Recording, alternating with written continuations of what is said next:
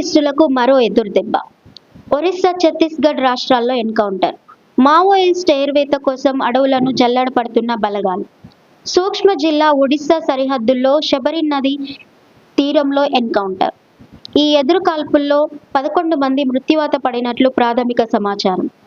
మల్కాన్గిరి జిల్లా జీమేల్గూడ సమీపంలో శబరి నది మీదుగా ఛత్తీస్గఢ్ రాష్ట్రం వెళ్తున్నారని పక్కా సమాచారంతో కూంబింగ్ చేపట్టారు.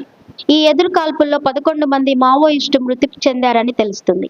ఈ ఘటనలో 10 మంది మావోయిస్టులు చనిపోగా ఇన్సాస్ AK-47 SLR ఆయుధాలను స్వాధీనం చేసుకున్నట్లు ప్రకటించారు. అయితే ఈ గుట్టలో ఇంకా సర్చింగ్ నిర్వహిస్తున్నామని జిల్లా పోలీస్ వర్గాలు ప్రకటించాయి. ఇప్పటి వరకు 10 మంది మావోయిస్టుల మృతదేహాలను స్వాధీనం చేసుకున్నామని వెల్లడించాయి. ఓ జవాన్ గాయపడినట్లుగా సమాచారం. ఎన్కౌంటర్ అనంతరం నృత్యం చేసిన DRG CRPF బలగాలు.